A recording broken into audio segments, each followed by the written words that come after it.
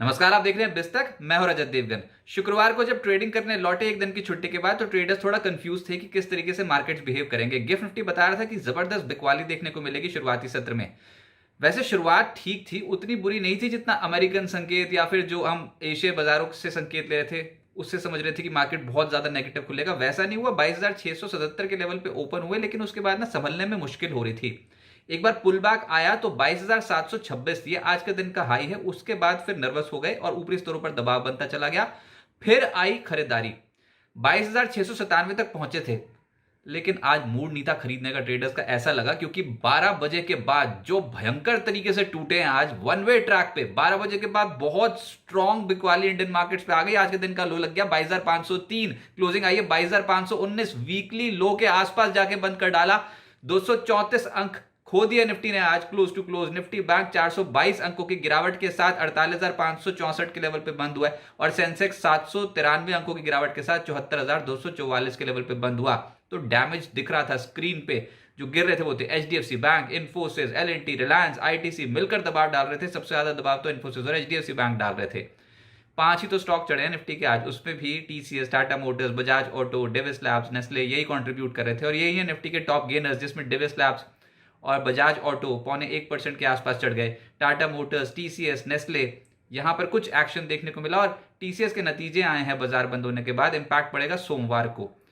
Nifty losers में सन pharma stock 3.5% नीचे, मारुति 3.25% नीचे, पावर ग्रिड, टाइटन, ओएनजीसी, कुल मिलाकर ऐसे 45 स्टॉक्स हैं जो आज लाल निशान में निफ्टी के बंद हुए हैं, लेकिन ऊपर के 5 हैं ये। और बहुत ही जबरदस्त बिकवाली देखने को मिली थी। एफएनओ गेनर्स में एक्साइड, और ये जाते जाते बहुत तेज हो गया स्टॉक, 0.4% चढ़ गया। आईआरसीटीसी दिन भर तेज रहा, 3.25% ऊपर। वेदांता तो खैर आउटशाइन ही कर रहा पिछले कुछ दिनों में और आज भी 3% ऊपर रहा। क्रॉम्पटन ग्रीस कंज्यूमर, लालपात लैब्स यहां पर तेजी देखने को मिली, लेकिन गिरने वालों की सूची ज्यादा है और उसमें पेज इंडस्ट्रीज 4% ज्यादा टूटा, सन फार्मा 4% टूटा, लॉरस लैब्स, मारुति सुजुकी 3% से 4% टूट गए, जायडस लाइफ 3.25% टूट गया।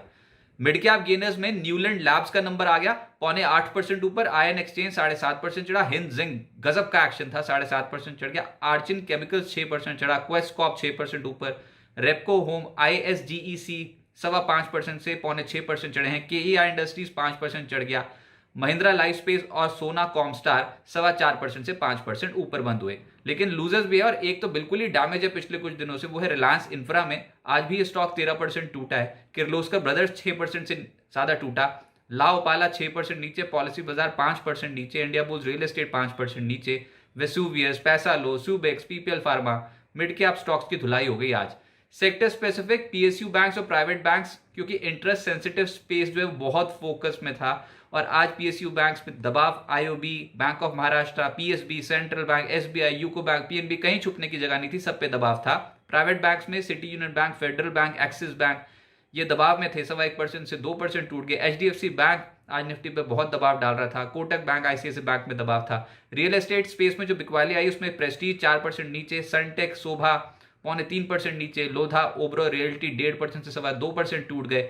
ऑयल एंड गैस स्पेस में जीएसपीएल 3% नीचे, आईजीएल, ऑयल इंडिया, ओएनजीसी 2% 0.3% के आसपास टूटते हुए नजर आए। एचपीसीएल, आईओसी, एमजीएल जैसे स्टॉक्स पे दबाव था और आज रिलायंस इंडस्ट्रीज भी 0.1% नीचे रहा।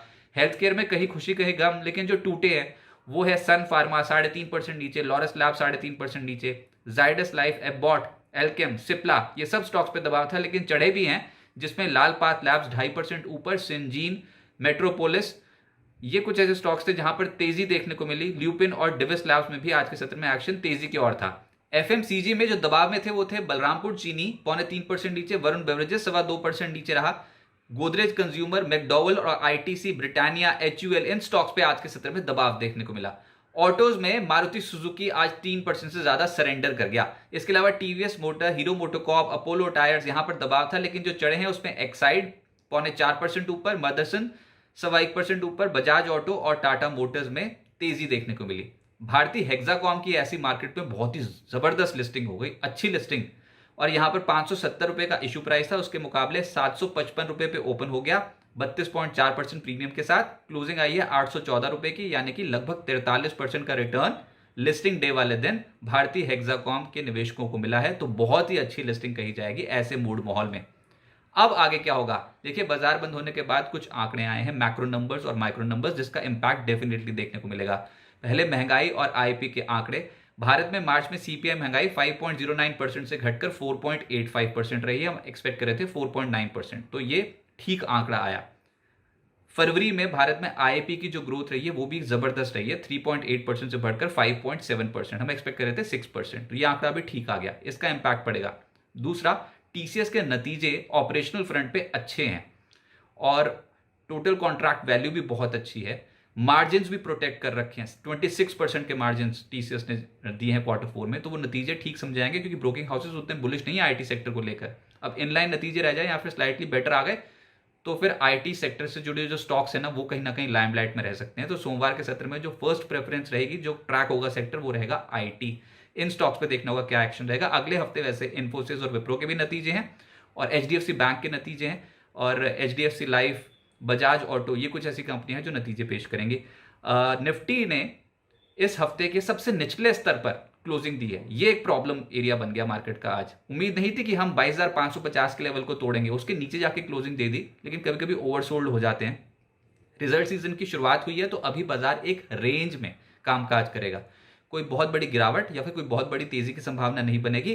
अभी जहां पर बंद हुए 22,500 के करीब, वहां पर तो सपोर्ट है एक, उसके बाद फिर 22,300 22,350 के आसपास सपोर्ट आएगा और ऊपर ऐसा लग रहा है कि 22,650 और 22,700 के जोन्स को निकालने में अब कुछ चैलेंज ज्यादा बन जाएगा। आज भी अटेम्प्ट कर रहे थे हम 22,700 के लेवल को निकालने का, लेकिन हो नहीं पा रहा था ढंग से, तो ये 22,700 के आसपास एक रेजिस्टेंस लेवल्स बन सकते हैं। अगला हफ्ता छोटा कारोबारी हफ्ता होगा, रामनवमी है, तो 17 अप्रैल बुधवार को भारतीय बाजार बंद रहेंगे, लेकिन बाजार पे जो मेजर इंपैक्ट पड़ेगा वो रिजल्ट्स का ही पड़ेगा और आप देखोगे बाजार एक दायरे में कामकाज कर रहा है, लेकिन स्टॉक स्पेसिफिक मूवमेंट्स बहुत देखने को मिल सकती है। और सोमवार को जब हम ओपन होंगे तो सबसे पहले ट्रैक होगा टीसीएस और उसके बाद rest of the IT stocks.